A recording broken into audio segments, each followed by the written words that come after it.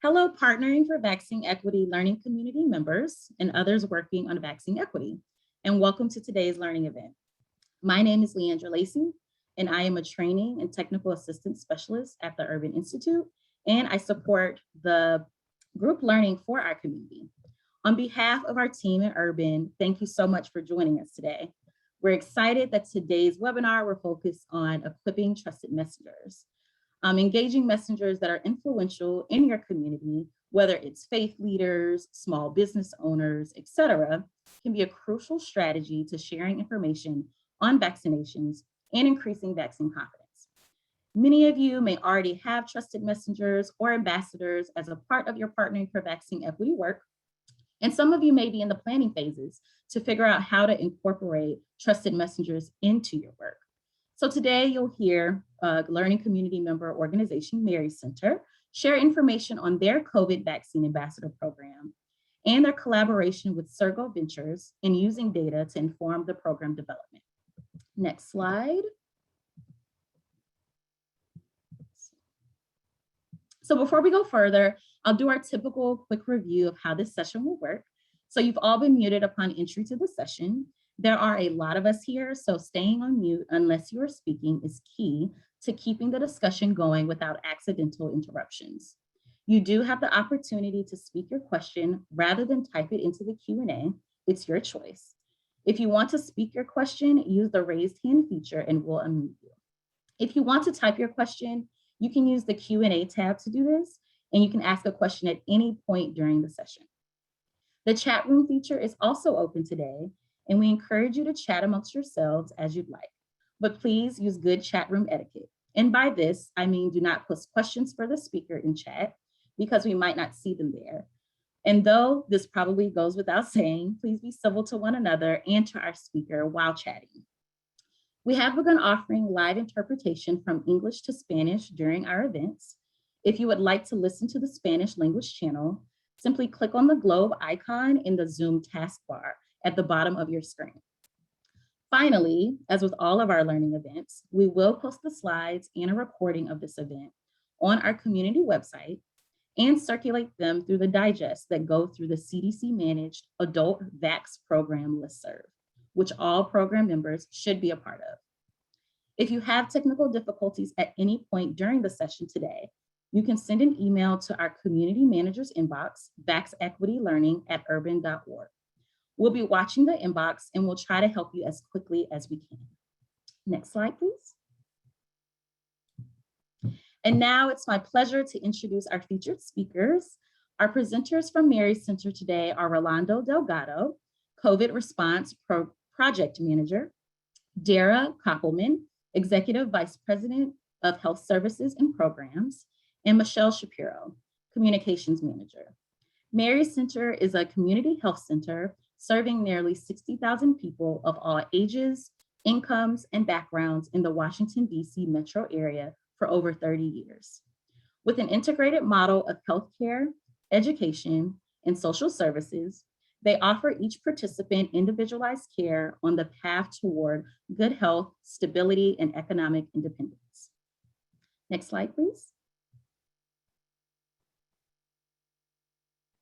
Our presenters from Surgo Ventures today are Sophia Bronstein, Associate, Hannah Kemp, Vice President of Impact and Growth, and Danielle Schmutz, Director of Operations.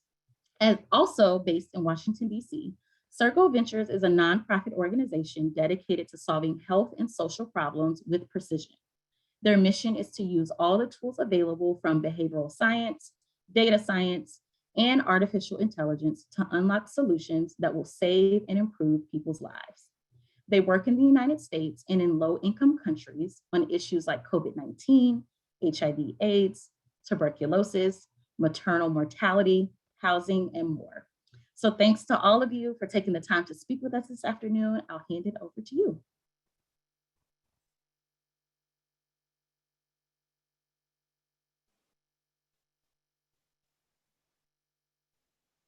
Good afternoon. Thank you so much, everyone. We're really honored to be here speaking with you today. We can go to the next slide, please.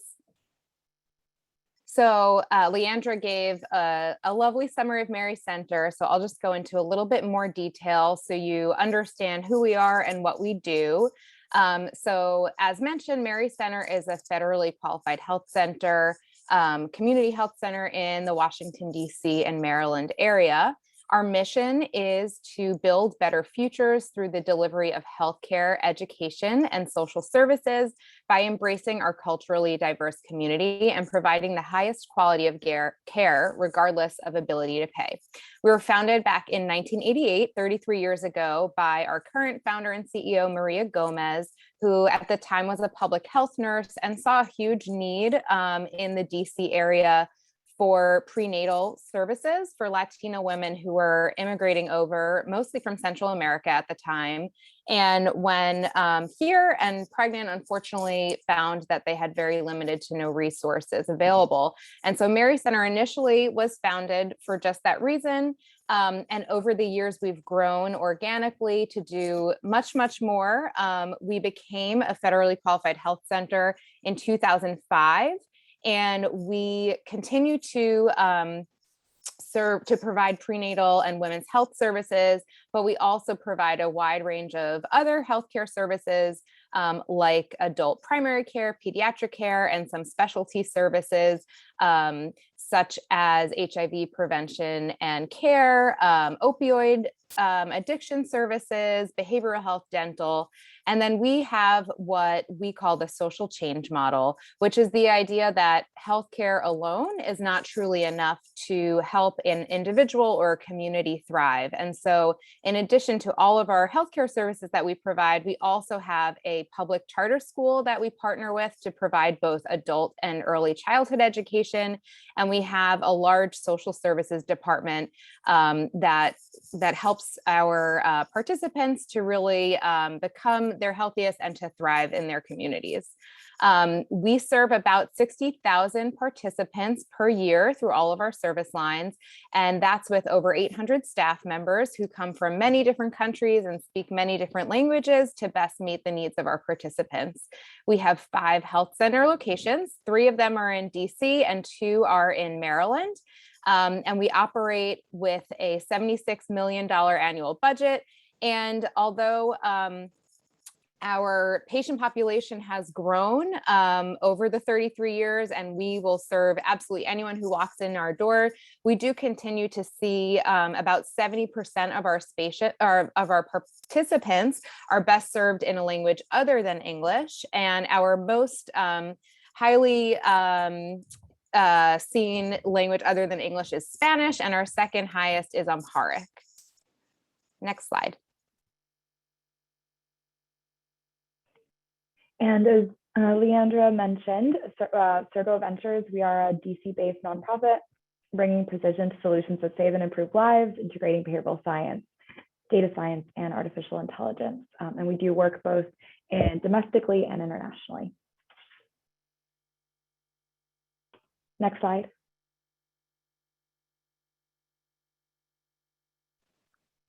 So at Mary Center, we saw during the pandemic, obviously, a need to get out and vaccinate both our participants who had been seen at Mary Center before, and really to just get out in the broader community and try and get as many people vaccinated as possible.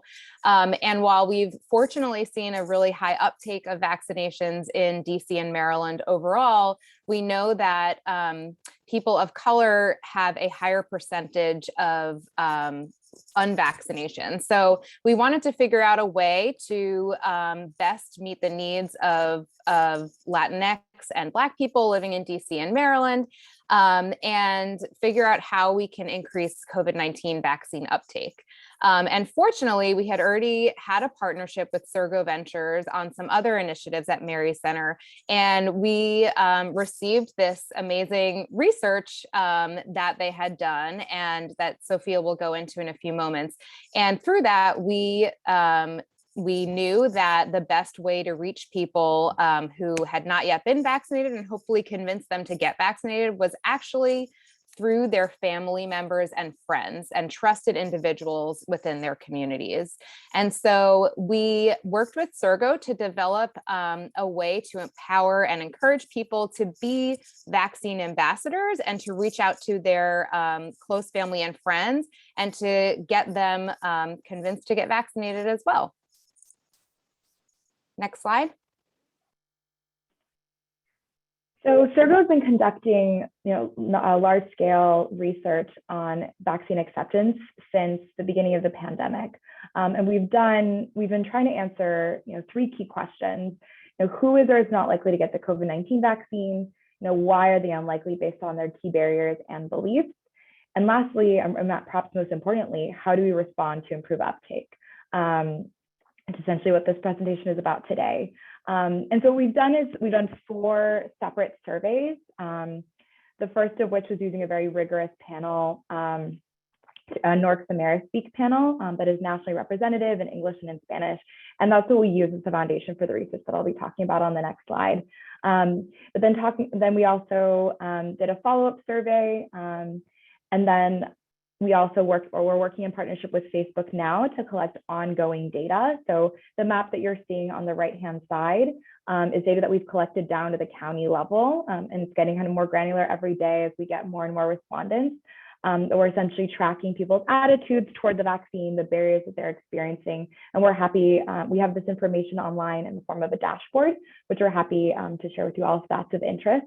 And essentially, we did our first survey was very comprehensive, getting a sense of people's information sources, getting a sense of what are their concerns, what are their relationships to vaccines more generally, their place in their community.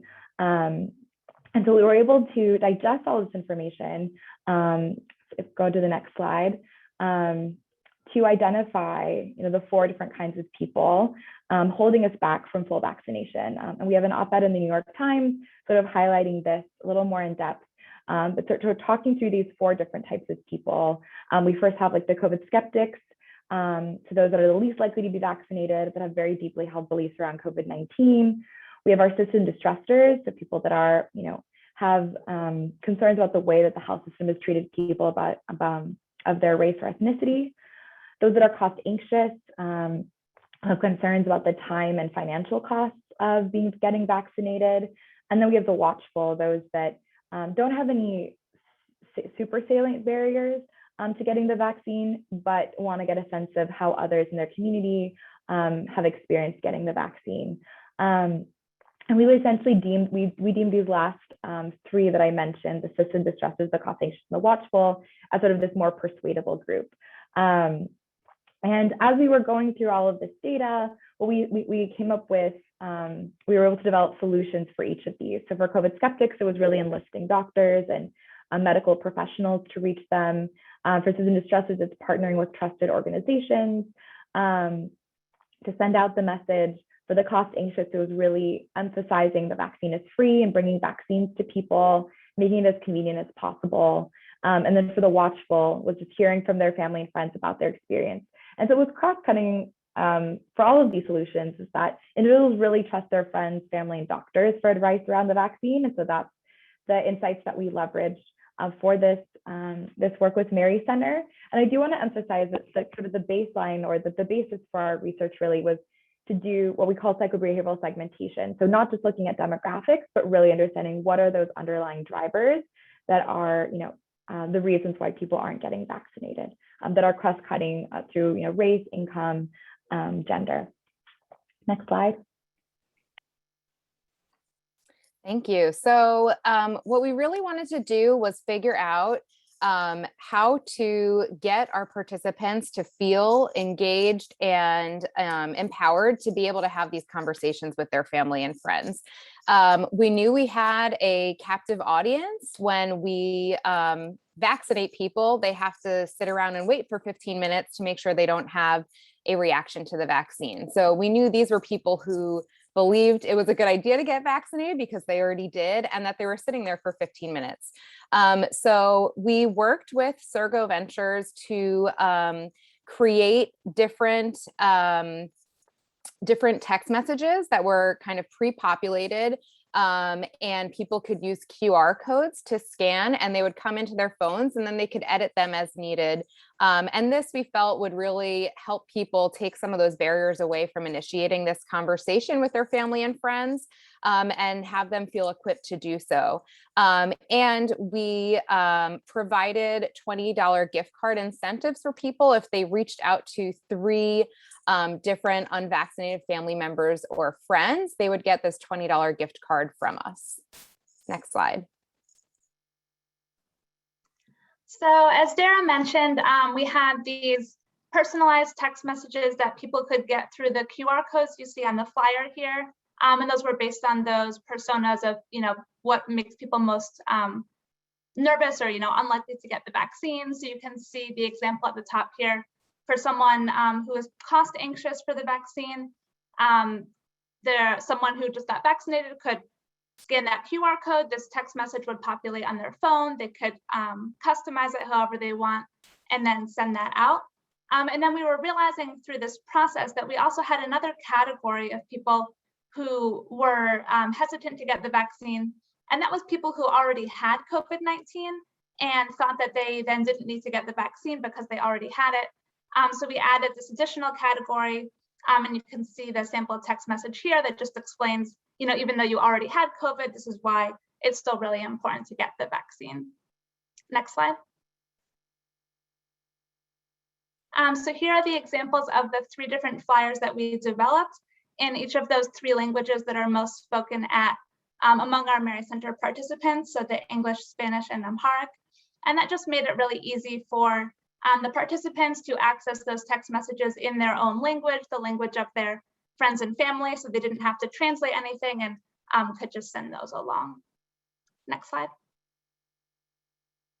And we also worked with Surgo, in addition to the text messages, on some scripts using similar language. And this was we had some Mary Center outreach workers who were doing outreach to the community via phone calls about the vaccine, trying to talk to people about the vaccine, encouraging them to get vaccinated. So this was using, again, similar messaging from the text messages, speaking to those same areas of concern that people have, and then having specific, proven messages that the Mary Center outreach workers could use in speaking to those community members and trying to make them feel more comfortable about the vaccine and hopefully enough to actually get vaccinated. Next slide. Good afternoon, everybody. So over the past 2 months, we've been engaged over 200 people as vaccinated ambassadors. So far, Mary Center have 20,000 plus doses administered so far since we started vaccinating our participants. 22 ambassadors was one engaged to these proposals, and thanks for this, we already vaccinate over 200 people through these programs. Mr. Evangelino is a great testimony about how this initiative engaged all the participants as well.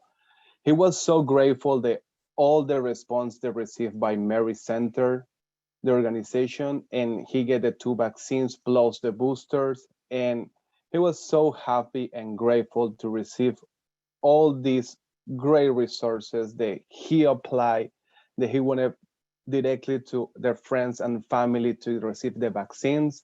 And he actually used the QR code helping us by us.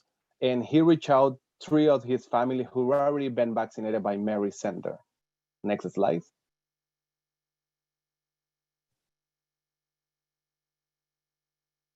And as we know, every single thing have challenges, but we brainstorming and we came out with different solutions as the challenges start to begin. So for example, some cell phones doesn't have QR code and we cannot scan it. So we have the alternative to have the flyers designs, difficulty monitor or evaluation impacts. So the solution that we came out on is multiply the data stream to capture the impacts that we have with this partnership. Multiply language spoken, as you already heard about it. We have Spanish populations and Amharic populations. So we translate this material into this language. That way we can cover these populations as well. Limited of gift card is no problem. We're gonna looking for different fountains to get it. Type of gift card, we're gonna provide different gift card as well. That way the participant can portion grocery store, for example. Digital literacy, we provide a non-QR options as well. Next slide. And because the success and the intervention is escalated so well, we try to expand our reach, continue to empower the participant and the staff and staff for Mary Center to become vaccinated ambassador. And we developed a toolkit with built with a pre-text and a script to provide to all centers across the United States. Thank you. And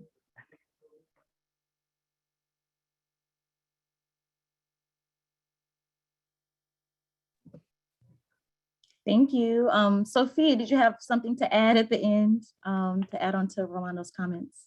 yeah, I was just going to say that, we're working, especially depending on interest, to develop, the work that we've done with Mary Center as part of a toolkit, the work that we've done with the scripts and developing the text and flyers and all of that. And so we're working on packaging that together as something that we can provide to other organizations, doing this type of outreach. Awesome, thank you for that. And thanks to all of you for this great information, talking about Mary Center's Vaccine Ambassador Program and how you use this work from Surgo Ventures and this partnership to really inform the program and improve the program over time. So I really appreciate it. We did have one question in the chat. It asked, how did you verify if the 3 contacts really weren't vaccinated? Take that.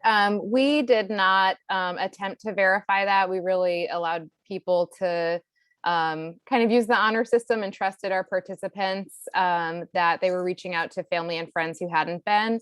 And we felt like it was more important to empower and engage people. And even if they reached out to 1 or 2 people who had already been vaccinated, that was okay. And we were doing good by reaching out to so many people. Awesome. And there was another question in the chat as well. When do you anticipate your toolkit being completed? I think you mentioned that toward the end. Yeah, no, great question. So, as you saw from the slides, we do have a lot of the pieces already there. And so I anticipate in the next couple of weeks, as we'll refine it and make sure that the content in the toolkit, of course, is generalizable and can be tailored to the situation of different partners. And we're also thinking kind of in addition to, the flyers, the text, the scripts, having sort of a process document to help, partners just think through the logistics as it will, as look different in different organizations and contexts. So I would say in the next 2 to 3 weeks is our goal. If there are particular organizations who are interested in saying like, hey, this is a cool idea, like what would it take to do this at my organization, or how do I understand these insights, or help me understand more what we did, I think we're definitely open to have a conversation and kind of just share there's definitely things that we learned, there's things that we would do differently. So we're really kind of happy and open to do that. I think part of our reason in presenting today was this is working well, and how can we share what we're learning, and if there's any other organizations that want to take some of these learnings and apply them, we would love to have a 2-way discussion. That's awesome, thank you. And I see a couple of other questions rolling in. I do want to remind our participants that it's a little bit better for us to keep track of questions if it's in the Q&A. If things start really rolling, I don't want to miss anything. So putting them in the Q&A will be a bit better for us to keep track. But I do see another one in the chat. It says, do vaccine ambassadors work side by side with vaccine administrators, or do they refer people to a vaccination site?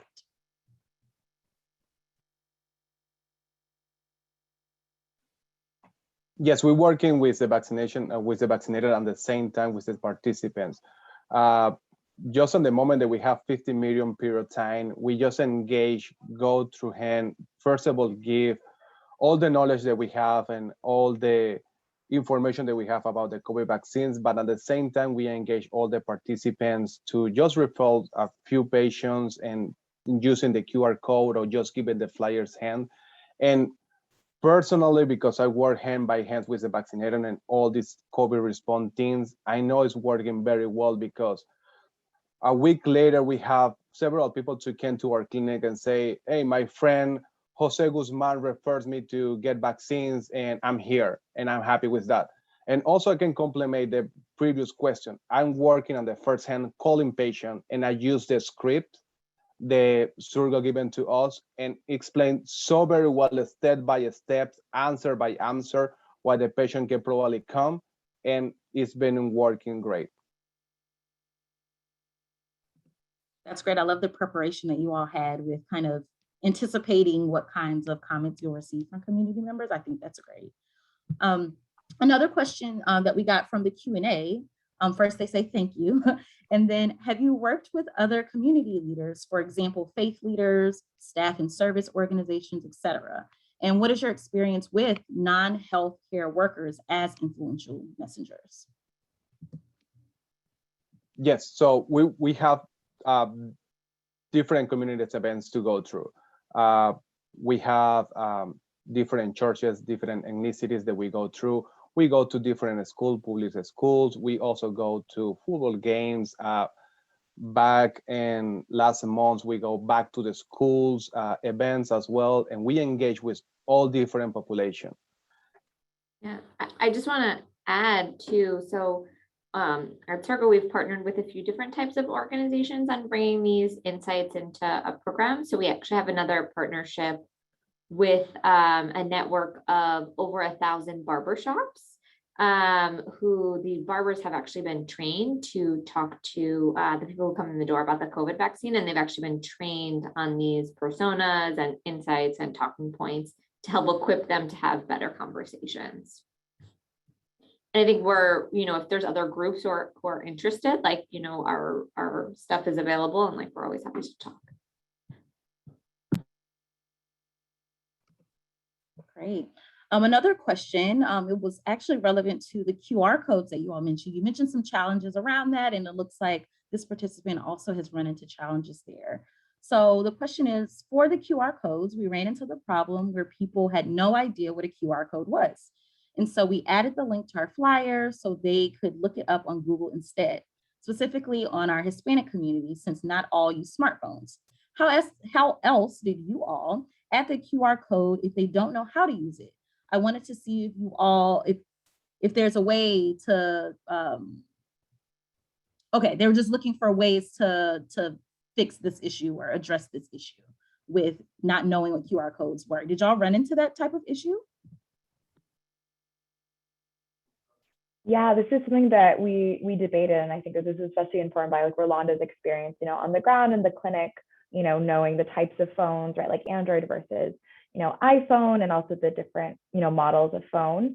And so we settled on sticking with the QR codes, but what we did do, is at the very bottom of the flyer, we added in some of the talking points that were a little bit more general, and then also provided the link that people could send to friends and family members. And so people weren't just like limited to having to scan the QR code, but still had some more generalized talking points. We didn't want to overwhelm the flyer with information for each of the different personas. So it was a little bit limited in terms of the behavioral science application side, but still allowed people to access the information, still text their friends, still get the incentive. We did explore, I do want to mention that there's a way that you can text a number, but that ends up being a lot more of it's a more expensive option and a little more complicated to put together, which is why we stuck with the QR codes, given their prevalence during COVID as well. And me as well, I held several participants to just looking on the phone. In particular, this issue came out because my old phone doesn't have QR code scan.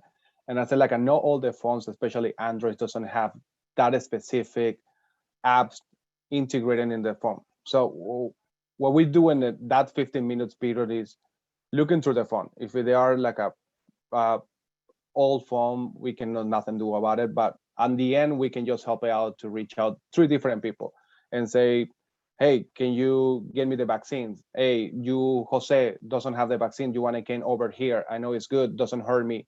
And we try to work in each other with the participants as well. That way they can get the right information to the other people. I love that kind of hands-on approach too, like being there right with them and kind of walking them through and talking them through how to, address their issues with the QR code. I love that. So thank you. We have another question. First, again, saying thank you for sharing your approaches to increasing vaccine confidence and uptake in your community. Do you all mind sharing the scripts that Mary Center uses to talk to those who may be vaccine hesitant? I think you mentioned those scripts earlier. Yeah, sure. We're happy. I know that will be something included in the toolkit, and we're happy to send it over to you, Leandra, to send out to the participants of the webinar. And in that same vein, if people want to reach out to you all directly, like via email, maybe they're looking to do a similar initiative, is that okay for them to reach out to you via email? Yes, absolutely. Yes. Awesome. Okay. Great. I don't see, let me see if we have other questions. Oh, we do have another in the Q&A. Can the toolkit be used for a trusted messenger that we are wanting to reach out for holiday gatherings? So kind of getting more specific there. Have you all thought about that? I think that's a really great point. And so we've been doing some thinking internally in terms of, how can we potentially leverage the holidays? And so, personalize the messaging around that, especially at a time when I think a lot of different issues can come up when you're around, the holiday table with your family. So I think we'll have to think about the ways in which we want to sort of frame the scripts, and it might not necessarily be, a specific script for that. Well, I think we'll have to talk about that with our team. That might just be some guidance in terms of how to tailor that. I think I'd be interested in hearing, what are the trusted messengers that, the person who asked the question has in mind. So, feel free to reach out to us, if that's like a particular challenge that you're thinking through. We're happy to be thought partners on that. Yeah, and another group that we've been talking about recently is youth, in particular older youth, and how they, now we have a whole new population to tap into to increase vaccination, and that youth can be great trusted messengers for one another, and figuring out what's the right way to equip them with the tools that they need to connect with their peers. That's awesome. And I agree. That's a great question, especially as we're approaching that holiday season. So it's good to know that people are kind of already in that frame of thinking. Another question. One other plug. Mm-hmm. We have a website. It's called precisionforcovid.org. There's a little quiz that you could take. So say if you're just thinking about, okay, I know I'm going to have to talk to Uncle XYZ, right, who's hesitant to get the vaccine. It actually asks a few questions, and it can help give you kind of tailored talking points based on the persona that person is. So we're happy to share the link to that, but it's it's more of an individual thing rather than focus out of a health center. But yeah, we're happy to share that. Sharia, do you mind dropping it just in the chat really quickly if folks are curious? And I'll be sure that it's shared also with the presentation. Thank you. Another question we got in the Q&A, what type of behavioral theory / method have you found has worked best with having a vaccine conversation? We have trained our community health workers in motivational interviewing. Are you using any other approach, and how well is it working? Yeah, I mean, at Mary Center, we have had motivational interviewing trainings for many groups of our staff, and it's definitely a basis of kind of how we approach working with people. We don't necessarily send all of our staff to formal MI training, but we really encourage our staff to meet people where they are, and not to be too pushy, but to work with people with the information they're giving you, and go from there. And I think that's really what a lot of the scripting is based off of too. Yeah, I think it's also important, some of our research that Sophia had talked about at the beginning really shows that there's not a one size fits all approach, right? That people are hesitant to get the vaccine for different reasons, right? And they trust different people. And so when we're thinking about behavioral science, it's okay, how do we actually take a more precise approach to one, understanding what that particular person's barrier is, right? Is it because they're just afraid of taking time off work because they don't want to get sick? Or is it that they have particular, deeply held beliefs around COVID, or they don't see it risky? All those actually have different strategies then, which, to kind of to talk to that person, to engage them.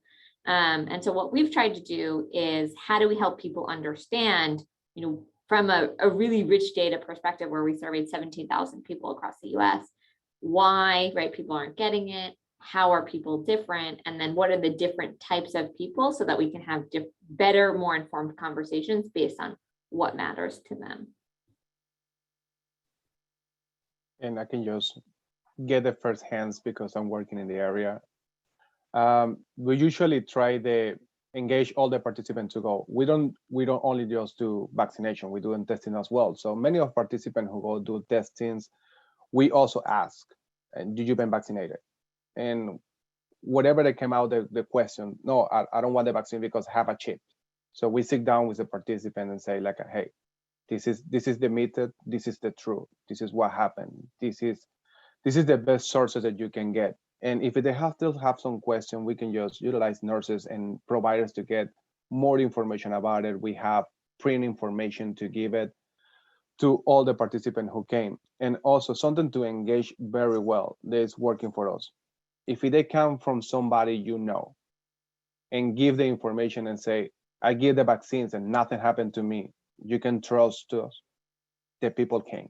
And I'm pretty sure 100% that the people came to our clinic, these 200 and plus vaccination that we already have due to the ambassador, is just because of that, because the people have to trust somebody else to get the vaccine. Thank you for that input, Rolando. It's always great to hear, that firsthand perspective of folks, actually working on the ground and in the community with community members. So appreciate your input there. I don't see any other questions in the Q&A, but I do have one that I'd like to pose for you all. So I know in the research from Surgo Ventures, you kind of have those different groups of people, and a few of them were kind of under this umbrella of persuadable people. And so I know a lot of community-based organizations, a lot of folks that may be attending today, may be encountering people who may be outside of that group, that they seem like they aren't necessarily persuadable. And we kind of call them the hard nose, that they're outright reluctant to receive the vaccine for a variety of reasons, like it was mentioned previously. And they may shut down the conversation from the very beginning. So how do you equip your influential messengers, equip your ambassadors to engage with those folks? Because we know that, our goal is to really boost that vaccine confidence, boost vaccine uptake. And when you encounter those people, it can be challenging. So how do you address that challenge?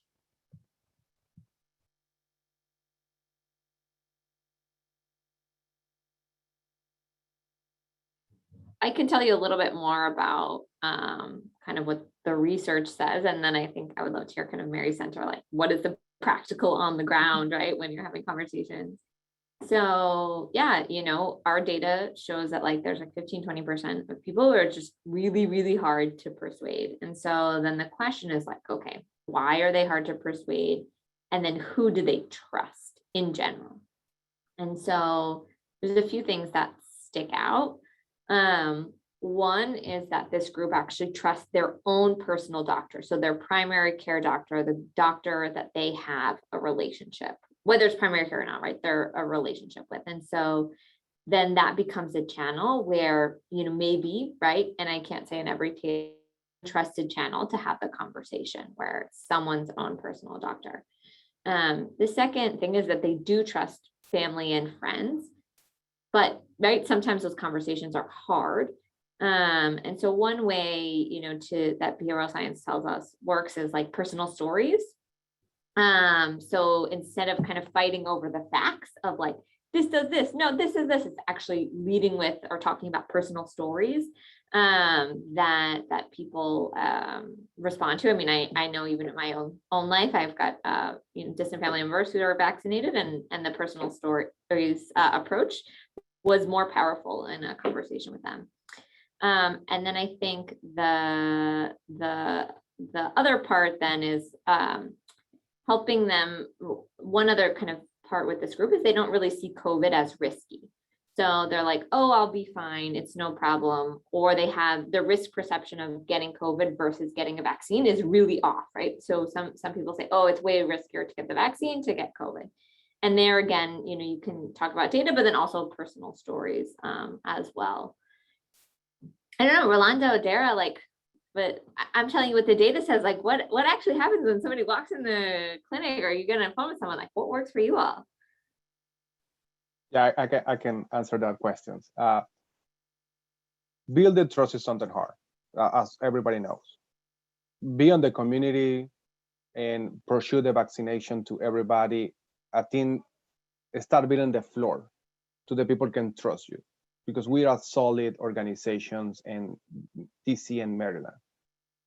The people that started trust just because we've been so many years working with the community.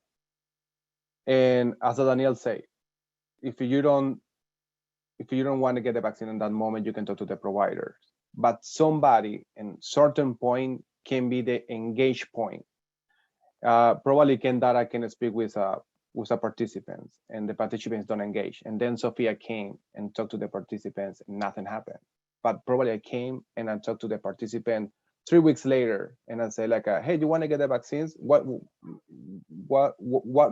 need more information about it? Would you scared? What is your thought? What is your question? I can answer to you. It's just the right time and the right place with the right person, and that person can switch it over the thoughts about to get the vaccines. And we're working on that every single day with all the participants who is not engaged to get the vaccines. So this is something proactive we do it every day with different participants as well. Yeah, I totally agree. I think, and there were some comments in the chat that really were great points too, that I think it's really important when you're having these conversations, and it's not just with COVID vaccines, it's so many other things in healthcare too, that as healthcare professionals, we think we know best and we try to convince people otherwise from whatever, their differing opinion may be. I think it's really important, to talk at the same level as the person, and to really feel like having them feel like you respect them and you're not talking down to them. And you may not convince them in that one conversation, but if you kind of leave it open and really create that rapport and build that trust with the person, we've seen people come back days, weeks, months later, really changing their mind about things. So I think, think about the kind of long game, and, make sure that you're speaking to people in a respectful way and building that rapport, and it'll happen. Not with everyone, but with some people, and it's great when it does. That's great. Thank you for those perspectives from the kind of research and data side, but also that practical side as well. I think those complement each other really, really well. So thanks for that input. I know we only have a couple minutes left before we kind of end today. So I really appreciate it if you all could take this brief, just satisfaction poll. I'll launch it right now for you all. Just asking you about the session today, and what you've learned today, and how you plan to use it. Also, I want to kind of do a spotlight on some of our upcoming learning community events. So on November 17th, we'll host a Vaccine Resource Hub office hours with Mathematica. So Mathematica will be engaging with you all in small groups to talk through and answer any questions related to assessing the content on the Vaccine Resource Hub, or how to effectively use the Resource Hub to complement your communication strategies and program activities. And then on November 18th and the 30th, we'll host the second and third learning events in our social media series.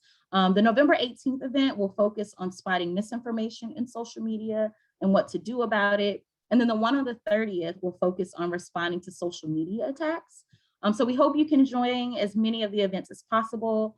But if you're not free to join them live, we'll always post the slides and a video recording of the event within a day or two, so you'll have access to that. So I hope you all are filling out that poll. Thank you so much. I'm sorry if we couldn't get to all of the questions today. It was a really robust discussion. And again, I want to send a special shout out to our speakers from Surgo Ventures and from Mary Center. And I hope you all have a great rest of the day. I'm gonna also drop the links to those events in the chat if you want to go ahead and register really quickly or get more information. So those are all there. But thank you so much, everyone. I appreciate it. Have a great day. Thank you so much. It was great engaging with all of you.